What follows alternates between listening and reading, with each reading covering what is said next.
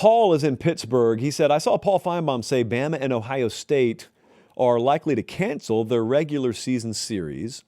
Is this a trend we will see moving forward? So I did not actually see this. I heard that it happened. So I don't know where Paul was when he said this, but he said something along the lines of, if what he's heard out of Alabama is true, they may be looking to cancel their upcoming home and home with Ohio State, which I believe is in 2027, 2028. So it would be the year after this upcoming year. And Paul's asking, is that something that's going to be the norm? And I'd say probably. It's maybe a case-by-case thing, but I'd say probably, Paul, if you've got SEC schools that scheduled home and homes out of conference when they used to play 8 conference games and now they're going to play 9 conference games, yeah, I would imagine you would see some of that at least. Also, I went and looked. At least one of those years, Jesse, isn't Bama playing Oklahoma State too? So they got 9 league games and still have a major out-of-conference game. If they played Ohio State, there would have been 11 of them. No one's doing that. No, it's totally impractical. So it'd be fun to watch, but it would be totally impractical. You remember for a long time, if you've watched the show or if you've listened to the show for a long time, I appreciate that. And if you've watched or listened for a long time, remember probably the single biggest beef I've had with the whole concept of the playoff committee is that I have never believed they properly account for strength of schedule and strength of record. I don't think they properly define it. And I always pushed for an overhaul of the way they define strength of record / strength of schedule and incorporate much more of a Vegas profile about that. And what I meant by that is I wish we had an environment where we really understood, like a Texas last year, for example. They play Ohio State week 1. Well, they lose the game, and there's a mentality that looks at them and says, oh, they're 0-1, man. Well, a win's a win, a loss is a loss. That's so stupid to think that way in college football, in college football specifically, but kind of college athletics too, but especially college football. It's not pro football. You are not what your record says you are, merely, in college football. But that's kind of the way people think. And even when the committee said, oh, we're going to overhaul our protocols and the way we go about defining that, they really didn't all that much. So let me ask you a question. I try and stay away from this debate because, truthfully, very few people are capable of having this debate logically. It just devolves into a crap-throwing fest between SEC fan and Big Ten fan, and everyone's carrying a torch and pitchfork for one or the other. It just gets stupid. But let me try here. I'm not even necessarily taking a side on this. Like, personally, I love that the SEC went to 9 league games, but I get someone who has a problem. And I certainly get someone who's opting out of future out-of-conference games because they went to 9. I don't have to love it to understand it, in other words. But let me ask you a question about Texas last year. This will kind of determine how you land on this whole debate. Do you think Texas cost themselves a playoff spot by scheduling Ohio State last year and losing the game? I understand that's an important follow-up, and losing the game. So do you believe do you believe Texas cost themselves a playoff spot by scheduling Ohio State and losing that game last year? I think the answer is yes. Sark thinks the answer is yes, obviously. There are many people who think the answer is no. There are many people who would push back on that and say no, because they still had plenty of opportunity to make the playoffs after that game was over. They were only 0-1. They still had a whole season left ahead of them. They shouldn't have gone and lost to Florida. They shouldn't have gone and lost to Georgia. Well, it's true that had they not lost to Florida or Georgia, they would have made the playoff even with the Ohio State loss.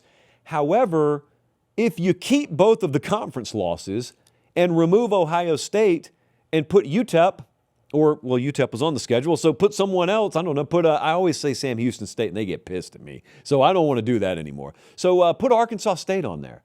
Put Arkansas State in week 1 instead of Ohio State. Keep everything as is the remainder of the way. Give me their 2 losses. Where's Texas at the end of the year? They're in the playoff. They're in the playoff. Hey guys, do me one favor. Check and see if you're subscribed to the channel. If you are, great. If you're not, it's that easy. It's free. It doesn't cost you anything. It doesn't sign you up for anything. It just helps us do the show this way forever. All right, back to the clip. So you could really make the argument that, yeah, they cost themselves by scheduling up. Now, someone like me looks at that and says, if I were on the committee, I can't 100% say if Texas would have made the playoff, but I can say Texas's profile would have been a lot more impressive than the one the committee probably had spat out in their piece of paper, in their packet, by the way they currently go about doing things. Because my way of doing things would be, I look at the fact that they went and played Ohio State in week 1. What were they, 1 or 2 or something like that, Jesse? And I would have agreed with that. You voluntarily go on the road to play the number 1 team in the country to start the year, and you lose by a possession to them. I'm not punishing you one bit. I'm rewarding Ohio State for beating you. But the worst you're going to do is just draw a blank from me, because I know what you could have done. I know you easily could have scheduled Northern Arizona, and you can especially do that as an SEC program, because you know the rest of your strength of schedule is going to be more than enough, that as long as you take care of business, you'll be in. So Texas didn't have to play that game. Now, if you listen to that and say, oh, that's pathetic, they should do it anyway, I don't know that I agree with that, even though the Texas athletic director does. I give full credit to Chris Del Conte. He came out recently and just flat out said, I don't even care if my head coach doesn't like it. We're going to continue to schedule this way because we think the fans deserve it. That's what you come to Texas to do. And look, I wish that attitude existed everywhere. That's my personal attitude. That's my personal desire. I like that the SEC went to 9 league games. I'd love to still see Alabama and Ohio State. I personally, selfishly want it. The question is that how I'd operate if I were an athletic director? I don't know that I would. It's largely contingent on the playoff committee following through on what I always thought the SEC should have demanded from them. The SEC's got a lot of sway here. They got a lot of pull. And I always thought the SEC probably moved a little too quickly to that 9-game league schedule without full guarantee from the committee that they were going to properly factor in strength of schedule and strength of record. And I still don't think they do it. And there are a lot of people in the SEC upset. There are a lot of coaches in the SEC upset that they just went, it's almost like they got baited into going to 9 league games. Now, there are many reasons why they did it, but it doesn't matter what the real reasons were. The perception is y'all got made fun of, and you took the bait, and you took the league to 9 conference games per year without any solid, tangible guarantees from the committee that they'd quote-unquote understand it and then take it into account. Strength of record, strength of schedule will be properly weighted. And then you got another growing class of people out there who just claims the SEC schedule is really not anything it's cracked up to be. And so what's the difference, 8 or 9? It's an overrated conference to begin with. I kind of dismiss that. Like, I still think the average SEC league schedule is the toughest league schedule you're going to play in the country, on average. Now, here's the thing about that. Nobody plays an SEC schedule. Nobody plays a Big Ten schedule. A team plays their schedule. So Florida's schedule this year and Missouri's schedule this year aren't the same. So it's kind of lazy to say, oh, they're playing SEC schedules. No, here's what we know. Each of them are going to play 9 SEC teams. And likewise in the Big Ten. Maryland and Ohio State, they're going to play 9 Big Ten teams. But you've got disparities still in strength of schedule there. But I'll just tell you this. The answer is not playoff expansion. The answer is not, oh, don't worry, yeah, you're going to play a tougher schedule, your teams are going to average more losses, but we'll just expand the playoff and we'll take care of it. No, urgency is still a good thing. It's a very good thing. It's the bedrock of what makes college football's regular season the best regular season on the planet. But logic is okay too. It is okay to come in and say, well, wait a second now. Texas had the stones to schedule Ohio State, and they've got them again this year, by the way, when they don't have to.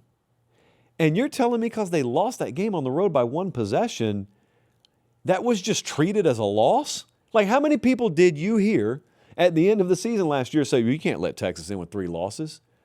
Really, it all still boils down to that win-loss column. It still all boils, mostly, I'm going to say mostly, it still mostly boils down to you are what your record says you are. It is a tough mentality to divorce yourself from. So if that's the way it's going to be, I can't hate on these athletic directors that opt out of these out-of-conference games because I don't know that I wouldn't do the same thing, even as I sit here selfishly behind this microphone and say, I hope none of them do.